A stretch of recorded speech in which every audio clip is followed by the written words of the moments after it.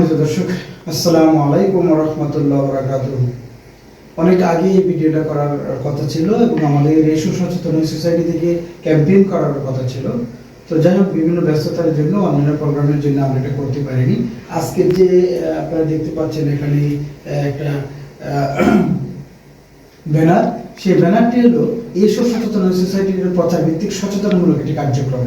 অর্থাৎ আমাদের আগামীকাল রাত পোহালেই আমরা ত্রয়োদশ জাতীয় সংসদ নির্বাচন অনুষ্ঠিত হবে, সেখানে আমরা অবশ্যই ভোট দিব। তো এই বছরের ভোটটা একটু ভিন্নধর্মী, সেখানে জাতীয় সংসদ নির্বাচনের সাথে সাথে হা অথবা না ভোট অনুষ্ঠিত হতে যাচ্ছে। এখন এই সচেতন সোসাইটির কিন্তু এই উদ্দেশ্য না আপনি হা ভোট প্রদান করুন অথবা না ভোট প্রদান করুন, সেটাকে আমরা প্রভাবিত করছি না। আমরা করছি আপনি হা ভোট দিবেন, আপনি কি জেনে দিচ্ছেন অথবা আপনি হা দিচ্ছেন না, তার মানে হচ্ছে যে বিষয়গুলো রয়েছে সেই বিষয়গুলোর বিপক্ষে আপনি রায় দিচ্ছেন না দিচ্ছেন। তো কোন বিষয়গুলোর বিপক্ষে আপনি রায় দিচ্ছেন, এই বিষয়টা জানার উদ্দেশ্যে এই সচেতন সোসাইটি আজকে এই প্রচার ভিত্তিক ভিডিওটি তৈরি করছে এবং একটি ব্যানারও তৈরি করেছিলাম। দুর্ভাগ্যবশত ব্যানারটি আমরা ক্যাম্পেইন করতে পারিনি, তারপর আমরা বিভিন্ন ফেসবুকে এবং এই সচেতন সোসাইটির পেজে আমরা দিয়েছি। তো আজকের ভিডিওটা খুব বেশি একটা সময়ের জন্য নয়, আমরা দেখছি আমাদের মোট কথা হলো যে ত্রয়োদশ নির্বাচনের সাথে ভোট অনুষ্ঠিত হচ্ছে। আপনি অবশ্যই এই গণভোটটি সম্পর্কে আপনি আগে জানবেন। এই সচেতন সোসাইটি সবসময় মনে করে যে বাংলাদেশের প্রতিটি মানুষ রাজনীতিবিদ হবে, বিষয়টা তামিলনাড়ুরই নয়। তবে বাংলাদেশের প্রত্যেকটা মানুষ রাজনৈতিক সচেতন মানুষ হিসেবে গড়ে উঠবে, রাজনৈতিক সচেতন নাগরিক হিসেবে গড়ে উঠবে, সে উদ্দেশ্যে কিন্তু আজকের ভিডিওটা এবং এই সচেতন সোসাইটি সবসময় মনে করে। তাহলে দেখুন, আমাদের এই হা অথবা না ভোট যে আমরা প্রদান করবো, রায় প্রদান করবো, তার মধ্যে কোন বিষয়গুলি রয়েছে সেটার মধ্যে হা দেয় তাহলে এই বিষয়গুলির পক্ষে আপনি রায় দিলেন, আর যদি না দেন তাহলে সেই বিষয়গুলির পক্ষে রায় দেওয়া থেকে আপনি বিরত থাকলেন। আমি খুব সংক্ষেপে আলোচনা করি। সেটা হলো তত্ত্বাবধায়ক সরকার আবার আসার জন্য সেটা বলা আছে সরকারি দল ইচ্ছে মতো সংবিধান পরিবর্তন করতে পারে না। আমরা ইতিপূর্বে দেখেছি অনেক সরকার তার নিজের মতো করে সংশোধন করেছে, সেটা করতে পারে না। সংবিধানের গুরুত্বপূর্ণ পরিবর্তনের ক্ষেত্রে গণভোটে বিধান চালু থাকতে হবে।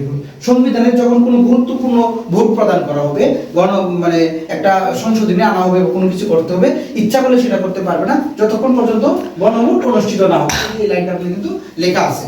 দ্বিতীয়, এরপরে হলো বিরোধী দল থেকে ডেপুটি স্পিকার এবং গুরুত্বপূর্ণ সংসদীয় কমিটিতে সভাপতি নির্বাচিত হবেন এবং ডেপুটি স্পিকার কিন্তু বিরোধী দল থেকে নির্বাচিত হবেন এবং কমিটির যে সংসদীয় কমিটির সভাপতি নির্বাচিত হবেন।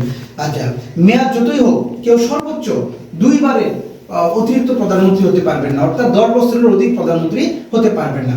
সংসদে নারী প্রতিনিধিত্ব পর্যায়ক্রমে বাড়বে। এখন সংসদে নারী প্রতিনিধিত্ব যা আছে তার থেকে আরো বাড়ানো হবে পর্যায়ক্রমে, আস্তে আস্তে। ক্ষমতার ভারসাম্য প্রতিষ্ঠার জন্য পার্লামেন্টে একটি উচ্চ কক্ষ গঠিত হবে। এখন যেমন একটা কক্ষ, তখন আরেকটা কক্ষ গঠিত হবে, সেটা নিয়েও কিন্তু ভোট অনুষ্ঠিত হচ্ছে, এই রায়নীতি রয়েছে। দেশের বিচার ব্যবস্থা স্বাধীনভাবে কাজ করবে। আমরা জানি যদিও অনেক রয়েছে যে বিচার বিভাগ স্বাধীনতা রয়েছে বা অনেক কিছু রয়েছে, সেই বিষয়টা কিন্তু সত্যিকারে যখন আমরা বিভিন্ন বিচারে দেখি তখন কিন্তু সেই বিষয়টা পরিলক্ষিত হয় না, আমরা শুধু খাতা কলমেই দেখতে পাই। এই বিষয়টা সত্যিকারে বিচার বিভাগ থাকবে, সেটাও কিন্তু হাবুটে রয়েছে। আপনাদের মৌলিক অধিকার যেমন ইন্টারনেট সেবা কখনো বন্ধ করা যাবে না। ইতিপূর্বে যে ঘটনা ঘটেছে আমি উল্লেখ করতে চাচ্ছি না, আমরা সবাই জানি যে কখন কি প্রেক্ষিতে বা কাদের জন্য এটা করেছিল সেটা। আর এটা হলো দণ্ডপ্রাপ্ত অপরাধীকে রাষ্ট্রপতি ইচ্ছেমতো ক্ষমা করতে পারবে না। দণ্ডপ্রাপ্ত আগে একটা বিষয় ছিল যে কেউ যদি ফাঁসির আসামি হয় বা দণ্ডপ্রাপ্ত হয়, তাহলে সে যদি রাষ্ট্রপতির কাছে ক্ষমা চাইতো তাহলে সে ইচ্ছা করলে ক্ষমা করে দিতে পারতেন। এই বিষয়টাও থাকবে না। রাষ্ট্রপতি প্রধানমন্ত্রীর ক্ষমতার মধ্যে ভারসাম্য থাকবে। আমরা সবসময় বলি আমাদের দেশে রাষ্ট্রপতি পুতুলের নেই, এই বিষয়টাও কিন্তু এখন থাকছে না। অর্থাৎ প্রধানমন্ত্রী যে সবকিছু করবে তা নয়, আবার রাষ্ট্রপতির মাঝে কোনো ক্ষমতা থাকবে না সেটাও নয়, এই দুইটার মাঝে ক্ষমতার ভারসাম্য করবেন। এই বিষয়গুলো কিন্তু এবছরে হা অথবা না ভোটের মাঝে রয়েছে। এখন এই সচেতন সোসাইটি সবসময় মনে করে যে একজন মানুষের বিচার বিবেক বুদ্ধি আপনার প্রত্যেকের আলাদা। আপনি এই বিষয়গুলি জানানোর উদ্দেশ্য ছিল।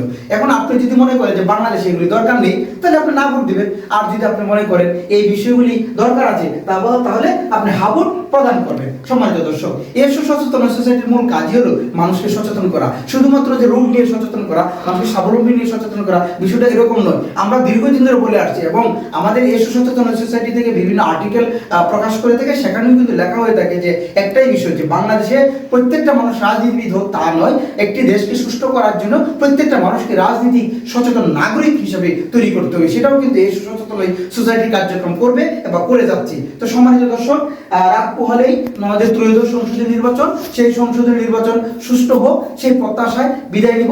আমি ছিলাম আপনাদের সম্মুখে জনস্বাস্থ্যবিদ এবং সমাজকর্মী এবং কলামিস্ট মোহাম্মদ মাজারুল ইসলাম, এই সচেতন সোসাইটির অফিস থেকে। আসসালামু আলাইকুম ওয়া রাহমাতুল্লাহ ওয়া বারাকাতুহু। রেখে দাও।